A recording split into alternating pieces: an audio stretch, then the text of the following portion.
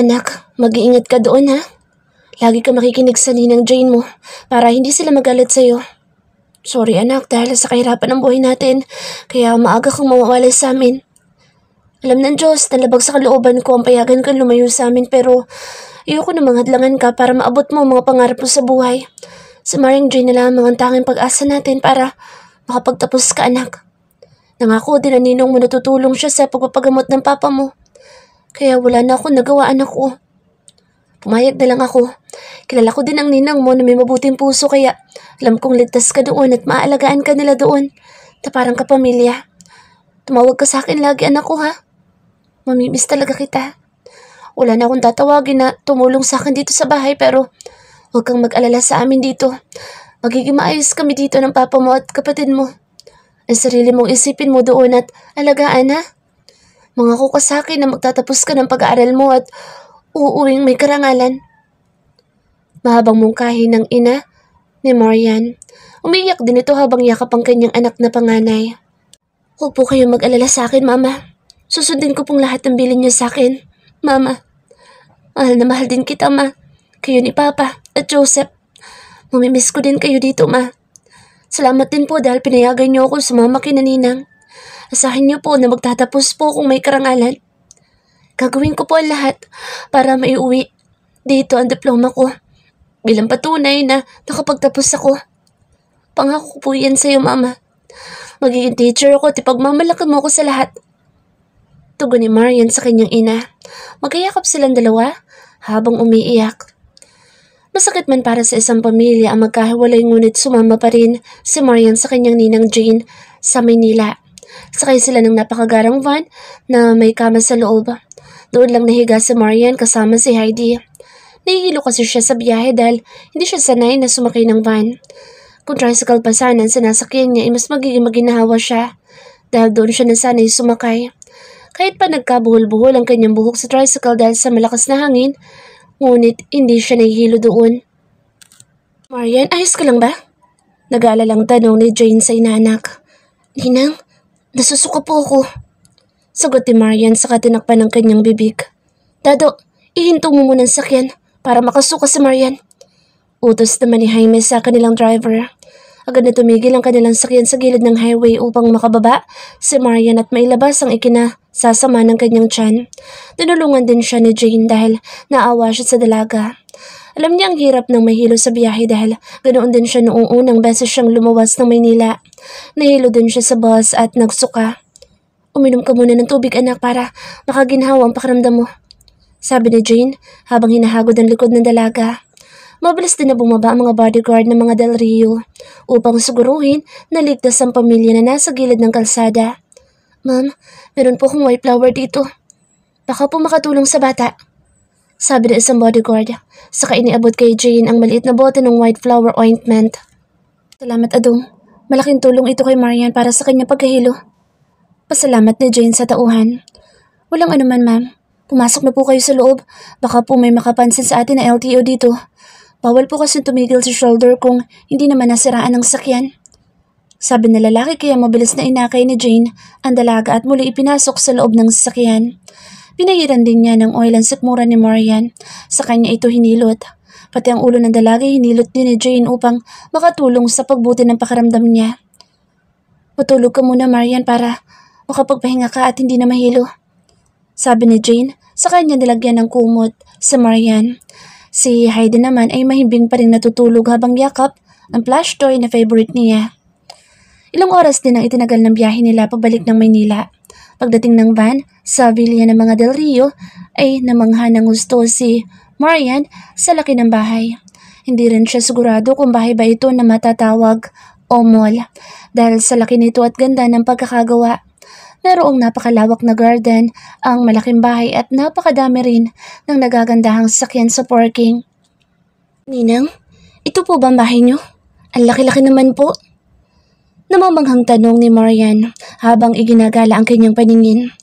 Oo Marian, at mula ngayon ay bahay mo na rin ito dahil dito ka natitira. Malumanay na sagot ni Jaime sa dalaga. Nakangiti din ito dahil sa naging reaksyon ni Marian sa mga nakikita niya. Sanayin mo na ang sarili mo, Marian, dahil ito na ang bago mong tahanan. Makakalis ka lamang sa poder namin kung tapos ka na sa pag-aaral at mayroon ng magandang trabaho. Sabi din ni Jane na agad ding tinanguan ni Jaime. Nagulat din si Marian dahil mabilis na nagsilabasan ng mga kasambahay kasama ang iba pang tauhan sa villa. Tumayo ang mga ito ng tuwid sa bungad ng main door at sabay-sabay na nagsiyuko ang mga ito nang magsimula na silang maglakad papasok sa loob ng bahay. Napakalakas din ng kaba sa dibdib ni Marian dahil hindi niya inaasahan na ganito pala ang klase ng pamumuhay ng kanyang ninang Jane at ninong Jaime. Para silang mga king and queen sa kanilang sariling tahanan at iginagalang at tinitingala ng lahat ng kanilang mga tauhan. Sumunod ka sa amin sa taas, Marian, at dadaling ka namin sa magiging kwarto mo. Sabi pa ni Jaime kaya sumunod lang si Marian sa mag-asawa. Buhat ni Marian si Baby Heidi habang mahigpit ang pagkakayakap ng bata sa kanyang leeg. Dinala si Marian ng kanyang ninang Jane sa isang napakalaking kwarto. Sa lawak ng kwarto ay parang kabuuan na ito ng kanilang bahay sa Isla Paraiso. Mayroong napakagandang kama na kulay pink sa gitna at may mga nakaprint pa itong Hello Kitty sa bed frame. Mayroon din kulay pink na sofa sa kabilang gilid at cream pink din ang pintura ng kwarto. Kasama ng mga kortina nito. Marian, halika dito. Pagtawag sa kanya ni Jane habang binubuksan ang isang pinto. Ibinaba muna ni Marian sa kama si Baby Heidi saka siya lumapit sa may pinto. Namangha din siya dahil may malaking kwarto din pala sa loob ng nursery room ni Heidi. Napakaganda rin nito at may napakalambot na kama. Ito ang magiging kwarto mo. Dito ka na matutulog magmula ngayon. Sabi sa kanya ni Jane. Kaya napayakap siyang muli sa ginang. Thank you po, Ninang. Pasalamat dito sa napakabait na si Jane. Basta kung may kailangan ka, magsabi ka lang sa akin at huwag kang mahihiya. Magmula din sa araw na ito, gusto kong nanay na rin ang itatawag mo sa akin at daddy naman sa Daddy Jaime nyo. Parte ka na ng pamilyang ito, Marian, kaya sanayin mo na ang sarili mo sa bagong buhay na meron ka ngayon. Sabi ni Jane bago ito tuluyang nagpaalam sa kanya. Naiwan na nakatulala si Marian sa loob ng kanyang kwarto. Natauhan lang siya nang marinig niyang umiyak si Heidi kaya mabilis niya itong pinuntahan. Nagpatuloy ng pag-aaral si Marian sa tulong ng kanyang nanay Jane at Daddy Jaime at parang anak na din ang turing sa kanya na mag-asawa kaya hindi rin siya nahirapan na mag-adjust sa bago niyang buhay. Sa hapon ng klase ni Marian kaya sa umaga ay nag-aalaga siya kay Heidi. Pag-alis niya sa hapon ay binabantayan naman ni Alicia si Heidi. Pag-uwi naman ni na Jane at Jaime ay sila naman ang mag-aalaga kay Heidi. Hanggang sa makauwi na si Marian. Ganito ang naging routine nila sa araw-araw. Hanggang sa nakasanayan na ni Marian ang lahat. Hindi rin niya namalayan ang paglipas ng mga araw, buwan at taon. 5 years later. Congratulations, Marian. We're so proud of you. Jack na matutuwa ang mga magulang mo dahil sa wakas, nakapagtapos ka na rin sa iyong pag-aaral. Tuwang-tuwa si Jane na binati si Marian. Niyakap at hinalikan din ng ginang ang dalaga. Thank you po, Ninang. Utang ko po sa inyo ni Ninong ang lahat. Tatanawin ko po na isang malaking utang na loob ang ginawa ninyong pagpapaaral sa akin. Habang buhay ko po iyon na ipagpapasalamat, Ninang. Luha-luhan pasasalamat ni Marian. Niyakap din niya si Jane at ganoon din si Jaime. Wala kang dapat na ipagpasalamat sa amin, Iha, dahil ikaw mismo ang nagsikap upang maabot mo ang iyong mga pangarap. Wika ni Jaime. Masayang-masaya din siya para sa dalaga dahil napaka-hardworking nito at talagang nakita niya na karapat-dapat itong tulungan. Araw ng graduation ni Marian kaya pinasundo ni Jaime ang pamilya ni Marian upang maka-attend ng mga ito sa graduation ng dalaga. Magtatapos din siya bilang magna cum laude kaya gusto ni na Jaime at Jane na makita ng mga magulang ni Marian ang kanyang pagtatapos. Salamat anak dahil hindi mo kami binigo ng papa mo. Nakapagtapos ka ng pag-aaral mo at meron pang karangalan. Kahit malayo kami sa'yo, hindi pa rin naging hadlang iyon upang maabot mo ang mga pangarap mo. Wika ni Mary habang yakap ang anak. Masayang-masaya talaga siya dahil nakatapos na ang kanyang anak na panganay. Si Joseph na lang ang kanyang iisipin at itataguyod upang makatapos. Mama, para po sa inyo ni Papa lahat ng ito. Inaalay ko po ito sa inyo. Itong diploma ko, Mama. At para naman sa iyo itong medal ko, Papa. Maluhaluhang sambit ni Marian habang tinatanggal ang suot niyang medal at ipinasuot naman niya ito sa kanyang ama. Dumating din si Mirasol at Reggie upang mapanood si Marian sa kanyang pagtatapos. Hindi na rin iba si Marian kay Mirasol dahil parang kapatid na ang turing nito sa dalaga. Nagpahanda din si Reggie ng kanilang dinner sa kanyang sariling restaurant bilang regalo sa pagtatapos ni Marian na may karangalan. Kasalukuyan silang kumakain nang makatanggap ng tawag si Jane. Number iyon ng kanilang tahanan kaya agad niyang sinagot ang tawag. Hello? Mahina ang boses na sagot ni Jane. Bumaling din siya sa likod ni Jaime upang hindi siya makastorbo sa ibang kasama na nag-uusap. Hello, Ma'am Jane? Dumating na po dito si Young Master Eric. Hinahanap po kayong lahat, ma'am. Wika ng kanilang mayordoma. Halata din sa boss nito ang kaba na hindi malaman ni Jane kung saan ito natatakot. Ha, ganun ba? O sige, pauwi na kami dyan. Sagot naman ni Jane. Agad din niyang pinatay ang tawag at itinago ang kanyang cellphone sa bag. Ano nangyayari sa bahay? Nagtataka naman na tanong ni Jaime sa kanyang asawa. Dumating daw sa Eric at hinahanap tayong lahat. Agad naman nasagot ni Jane. Nagulat naman si Jaime sa sinabi ng asawa. Hindi niya inaasahan na babalik na ng bansa ang kanyang panganay. Napakatagal din itong nanirahan sa Paris upang i-manage ang mga naiwan nilang negosyo doon. Pero ngayon ay umuwi na pala ito na hindi man lang nagsasabi sa kanila. Tapusin muna natin ang dinner natin para makauwi na tayo. Ang tagal ding hindi umuwi ng anak mo, mahal. Ngayong nandito na siya, kailangan ko rin siyang kausapin para sa kanyang anak. Wika ni Jaime sa asawa. Tuwang-tuwa naman si Mirasol at Reggie dahil bumalik na sa bansa ang kuya nila. Naging madalang na kasi nilang makita si Eric. Simula umalis ang lalaki ng Pilipinas. Kahit lagi din sila sa Paris upang magbakasyon doon, ngunit laging wala doon si Eric dahil lagi itong out of the country para sa mga negosyo na pinapatakbo niya. Hindi ko maintindihan ang sarili ko matapos kong marinig ang sinabi ni Nanay Jane na bumalik na daw sa bansa si Kuya Eric. Sa totoo lang ay napakatagal ko na siyang gustong makita. Bata pa ako noong huli kami magkitang dalawa.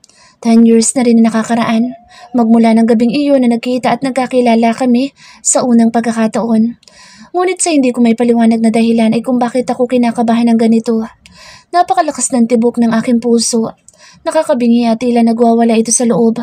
Pati ang mga kamay ko ay nalalamig na rin at nagpapawis. Kahit nasa air-conditioned room kami, kumakain ay pinagpapawisan din ako ng malagkit. Marian, kumalma ka. Wala ka naman dapat na ikatakot, diba? Mabait naman si Kuya Eric, diba? Kaya relax ka lang. Relax ka lang, self. Pagkausap ko sa sarili ko, nagmumukha tuloy akong timang dahil sa nararamdaman kong kaba. Ay, wala sa sariling napabuntong hininga ko. Anak, may problema ka ba? Akong napauna at dahil sa gulat, hindi ko na malaya na napalakas pala ang pagbuntong hininga ko kaya narinig iyon ni Mama.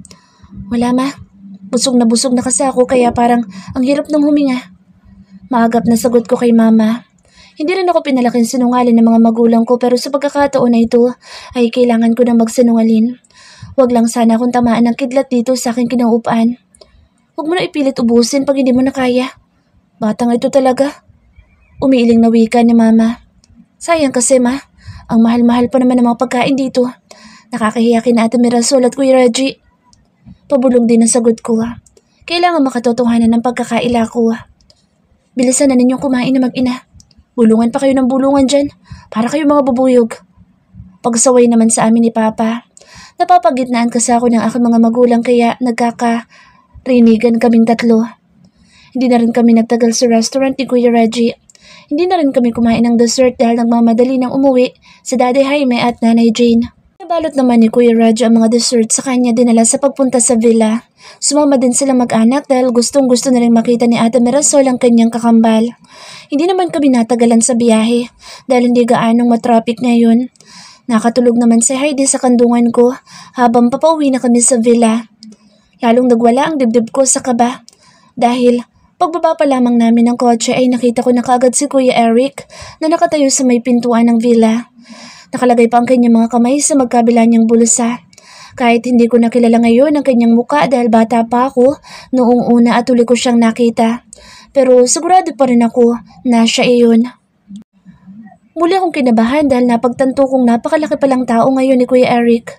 Kahit nakasuot pa siya ng long sleeve shirt, ay bakat na bakat pa rin ang kanyang malalaking braso na tila gustong pumutok sa suot niyang long sleeve polo sa pagkapit nito sa malalaki niyang braso. Eric, anak ko! Pasigaw na pagtawag ni Nanay Jane sa kanyang anak. Tumakbo din siya patungo kay Kuya Eric at niyakap niya ito ng mahigpit at pinupog ng halik sa muka. Agad din na niyakap ni Kuya ang kanyang ina na umiiyak habang nakayakap sa kanya. Masasabi kong sabik na sabik sila sa isa't isa sa paraan ng kanilang pagyayakapan. Ilang beses din na hinalikan ni Kuya si Nanay bago nito pinunasan ang mga luha na umaagos sa magkabilang pisngi ni Nanay. Lumapit din sa kanila si Daddy Jaime at nakiyakap din siya sa mag-ina. Hindi ko na malayan na pati ako'y umiiyak na rin pala habang pinapanood ko sila sa kanilang tagpo. Ngayon ko lang napansin na umiiyak din ako dahil sa mga patak ng luha sa hawak kong graduation robe. Agad ko rin pinahid ang aking mga luha dahil bigla din akong nahiya. Napatingin kasi sa gawi ko si Kuya Eric at tinitigan pa niya ako na tila kinikilala ako o baka kinikilates niya ang buong pagkatao. Matagal na rin niyang alam na ako ang kinuhang yaya para mag-alaga kay Heidi. Nasabi din dati sa akin ni Nanay Jane na naka-frame ang mga pictures naming lahat. Kasama si Heidi at naka-display daw iyon sa loob ng library ni Kuya sa Paris. Ilang beses din na gusto kong isama ni Nanay noon sa Paris para may mag-alaga kay Heidi doon habang nasa bakasyon sila pero ayaw daw ni Kuya Eric na isama nila ako. Kaya naiiwan ako dito sa tuwing dadalawin nila si Kuya sa Paris. Muli din kumabog ang dibdib ko dahil sa mga titig sa akin ni Kuya. Tila napakalalim ng paraan nito ng pagtitig sa akin at wala man lang mababanaag o mababasang emosyon sa kanyang muka. Kitang-kita ko rin ang pag-igting ng kanyang panga habang nakatingin siya sa akin. Pakiramdam ko tuloy ay para kong hinihigop ng bawat titig ng kanyang malaagi lang mga mata. Diyos ko, mukhang ayaw sa akin ni Kuya Eric. Huwag naman sana niya akong palayasin dito dahil hindi pa ako handa na mawalay kay Heidi. You're Marian, aren't you? Napalundag si Marian dahil sa narinig niyang boses pagkalabas niya ng kanyang banyo. Nakatayo pala si Eric sa labas ng banyo habang nakalukip-kip ito at nakatingin sa sahig. Nasa labas kasi ng kanyang kwarto ang banyo kaya kailangan pa niya lumabas at doon maligo. Bale, banyo ito ng kwarto ni Heidi at share silang dalawa ng kanyang alaga. Connecting room lang ang tinutulugan niya ngunit maluwag din ito sa loob at malaki din ang kama. Kuya, gulat na sambit ni Marian. Mabuti na lang at nakadamit na siyang lumabas ng banyo at nakabalot naman ng tuwalya ang kanyang basang buhok. Marian, do you have a boyfriend? Malamig na tanong sa kanya ni Eric. Hindi pa rin ito gumagalaw sa kanyang pagkakasandig sa wall ng banyo at nakahalukip-kip pa rin na tila isang statwa. Wala po, kuya. Kinakabahang sagot ni Marian. Nagsimula na rin niyang ginawin dahil sa nervyos. Good. Tipid na wika ni Eric. Umalis na din siya sa kanyang pagkakasandig sa wall ng banyo at naglakad patungo sa kama ni Heidi. Inayos niyang comforter ng kanyang anak at hinalikan pa niya ito sa noo bago tuluyang umalis. Ngunit muli na naman siyang tumigil pagkahawak niya sa doorknob at nagsalita. Marian, from now on, bawal ka nang lumabas kasama mga kaibigan mo lalaki. Lahat din ng mga lakad mo ay kailangang ipaalam mo sa akin. Is that clear? Maotoridad na wika ni Eric kay Marian. Nagulat naman si Marian dahil sa mga sinabi sa kanya ng lalaki. Kararating pa lang nito ngunit bigla na lang siya nitong didiktahan sa lahat ng kanyang pwede at hindi pwedeng gawin. Napamaang na lang si Marian dahil hindi siya makapaniwala sa mga tinuran sa kanya ng kanyang kinakapatid. Kalabas ni Eric sa kwarto ni Heidi ay pumasok na rin si Marian sa loob ng kanyang kwarto. Nanginginig pa rin siya sa takot kay Eric at parang tinatambol ang kanyang dibdib sa kaba. Wala sa sariling nahiga siya sa kanyang kama na nakabalot pa rin ng tuwalya ang kanyang basang buhok. Hindi pa rin kasi mawala sa isipan ni Marian ang sinabi sa kanya ni Eric. Naging palaisipan din sa kanya kung bakit siya nito pinagbabawalan na lumabas. Kasama ang mga kaibigan niyang lalaki. Anong mali doon? Kaibigan lang naman niya ang mga iyon at lalong wala ng karapatan sa Eric na diktahan siya sa lahat ng mga gusto niyang gawin. Kinabukasan ay nagpaalam si Marian na ipapasyal sa mall ang kanyang pamilya. Minsan lang kasing makarating ang mga ito sa Maynila kaya gusto niya ipasyal sila at ipamili na rin ang mga bagong damit. Balak din niyang bilhan ng bagong gamit sa school ang kanyang nakababatang kapatid. Ipapahati din naman sila ng kanyang Daddy Jaime sa Isla Paraiso kaya hindi sila mahirapan sa pag-uwi kahit marami silang daladalang gamit pa uwi. Sayang lumabas ng kwarto niya si Marian dahil excited siyang ipasyal ang mga magulang at kapatid sa mall. Ngunit nagulat si Marian dahil naghihintay na pala si Heidi at Eric sa kanya sa kwarto ni Heidi. Nakabihis na rin ang mag-ama at handa nang sumama sa kanila. Nanibago pa siyang tingnan sa Eric dahil nakasuot lang siya ng denim pants at polo shirt. Hindi pa rin nagbabago ang ekspresyon ng muka ng lalaki. Ngunit napakagwapo nitong tingnan sa kanyang attire. "Are you done scanning my body, Marian?" Nagulat si Marian dahil sa tanong sa kanya ni Eric. Hindi niya namalaya na mahuhuli siya ng lalaki sa ginagawa niyang pagtitik sa kabuuan ng lalaki. Nakatagilid naman ito sa kanya at inaayos ang buhok ni Heidi. Hindi na lang sumagot si Marian dahil sa hiya. Ang Armor van ng mga Del Rio ang sinakyan nilang lahat patungo sa pinakamalaking mall sa Manila. Tuwang-tuwa naman si Heidi dahil kasama niya ang ama na namamasyal ngayon. Tahimik lang si Marian dahil hindi nangyari ang plano niyang bonding para sa kanila ng kanyang pamilya. Hindi siya makalayo sa mag-ama dahil hindi niya maaaring pabayaan si Heidi na mag-isang maglakad. Habang naglalakad sila sa mall ay pinagtitingin na naman sila ng mga tao. Magkakasabay kasi silang tatlo sa paglalakad habang magkakahawak ang kanilang mga kamay. Tuwang-tuwa naman ang mga nakakakita sa kanila dahil inakala ng mga tao na pamilya silang tatlo. Narinig pa ni Marian ang sinabi ng isang babae na bagay daw silang mag-asawa ni Eric. Kamukha daw ni Marian si Heidi. Napapailing na lang si Marian dahil sa mga taong mali ang akala. Paano naman kaya niya magiging kamukha si Heidi hindi naman sila magkadugo? Masayang-masaya naman ang mga magulang ni Marian at ang kanyang kapatid. Ngayon lang kasi sila nakapamasyal sa malaking mall. Pati si Heidi ay masayang-masaya dahil sa pamamasyal nila. Nagpapabili din siya ng bagong laruan niya kaya dinala silang dalawa ni Eric sa toy shop. Naiwan naman ni Eric ang dalawang tauhan na bantayan ng pamilya ni Marian habang namimili ang mga ito ng bagong mga damit. Tumakbo pa si Heidi papasok ng toy shop habang hila nito ang kamay ni Marian. Kumuha naman si Eric ng card para may mapaglagyan sila ng mga laruan na kanilang bibilihin. Dahil sa tuwa ni Heidi na makasama sa pag-shopping ang ama, ay kuha naman siya ng mga laruan na magustuhan niya. Ipinabili pa niya sa ama isang Barbie house. Nang mabayarang lahat ni Eric ang mga toys ng anak, ay agad niyang ipinahatid ang mga ito sa sakyan ang mga pinamili nilang laruan. Lahat ng kanyang mga tauhan ay may bitbit na shopping bag dahil sa dami ng mga kinuha ni Heidi. Hindi naman sinaway ni Eric ang kanyang anak dahil gusto rin niyang makabawi sa bata. "Daddy, I'm hungry na." Malambing na wika ni Heidi sa ama. Itinaas na din niya ang mga kamay upang magpabuhat na sa ama. "Okay baby, saan mo gustong kumain?" Tanong ni Eric sa bata. Binuhat na rin niya ito dahil napagod na ang bata sa kakalakad nila kanina. "McDonald's!"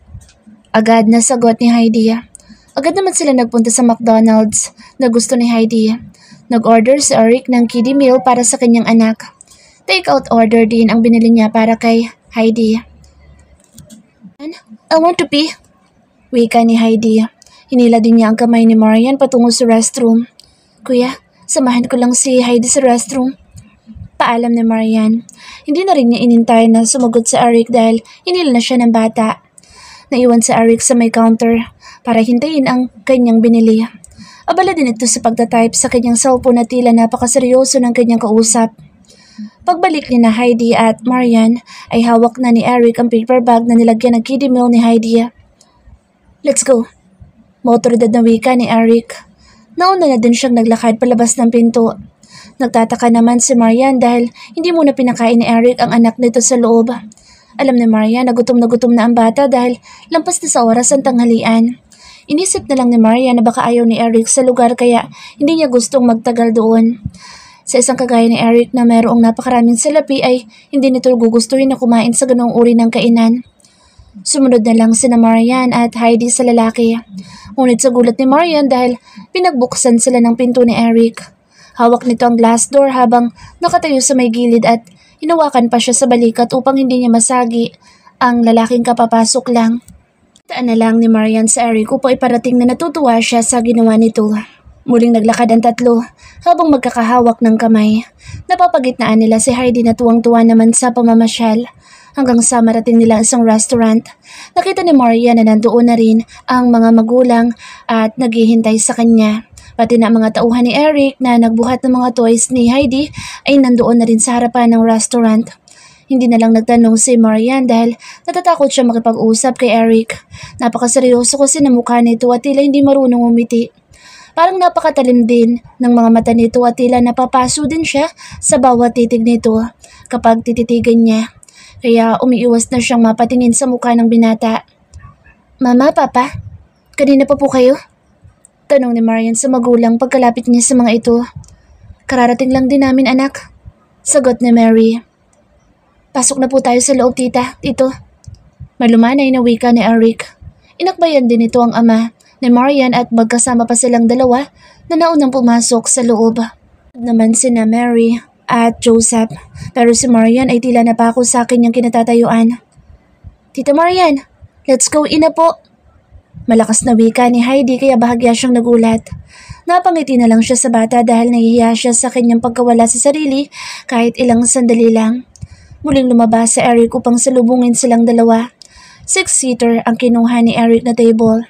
3 ang pwedeng umupo sa isang upuan at 3 din sa harapan. Nakaupo na sa isang bahagi ang mama at papa ni Marian, kasama ang kanyang kapatid. Bigla namang pumasok si Heidi at umupo ito sa pinakadulo.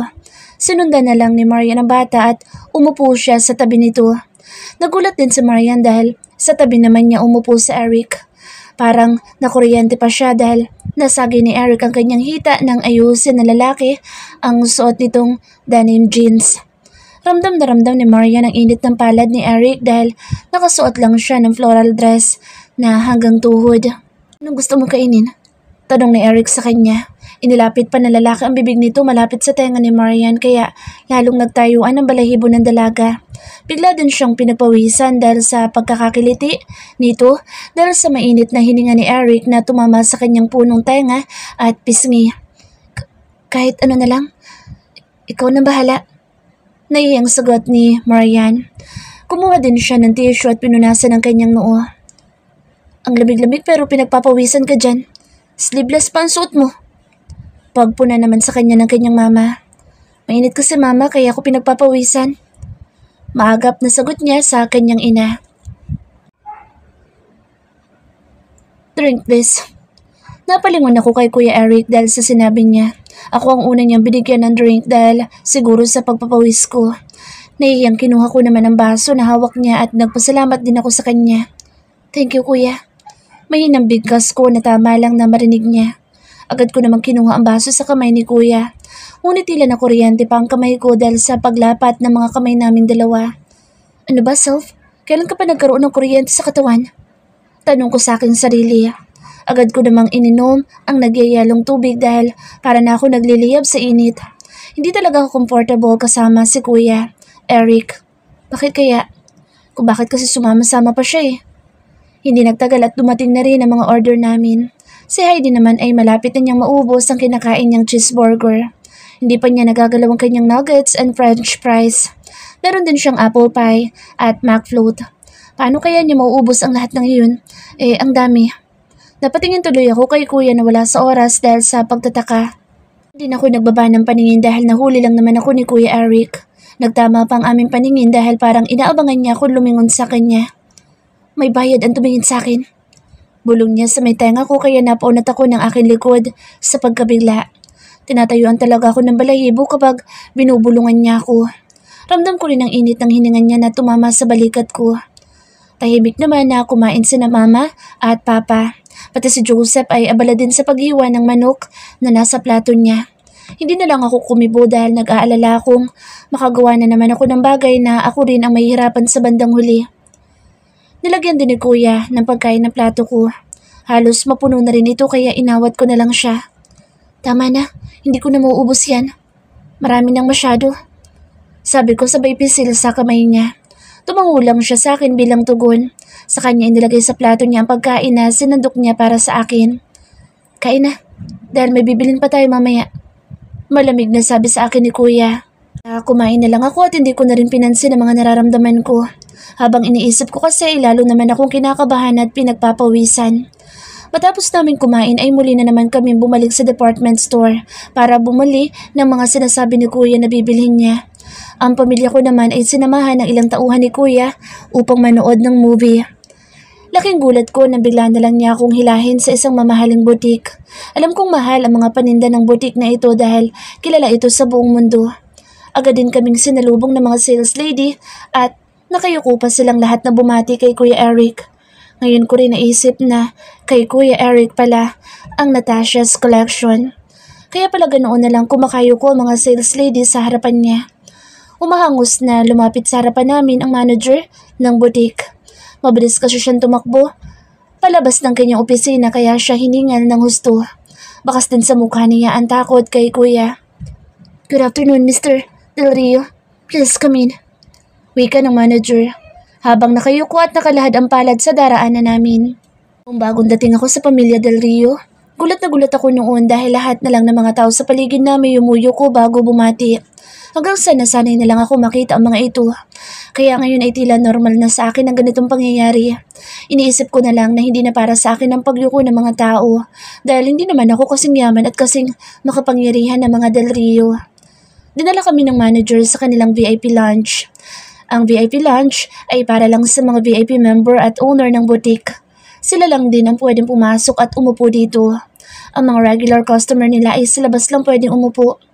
May isa pang sofa sa loob ng butik at doon pwedeng umupo ang mga customer na naghihintay na may mag-assist sa kanila. "Ana, Hazel, Joanna, paki-assist dito si na Mr. Del Rio," utos ng babaeng manager sa tatlong sales lady. Mabilis naman lumapit ang tatlong babae sa harapan namin at biglang nagyuko ng kanilang ulo.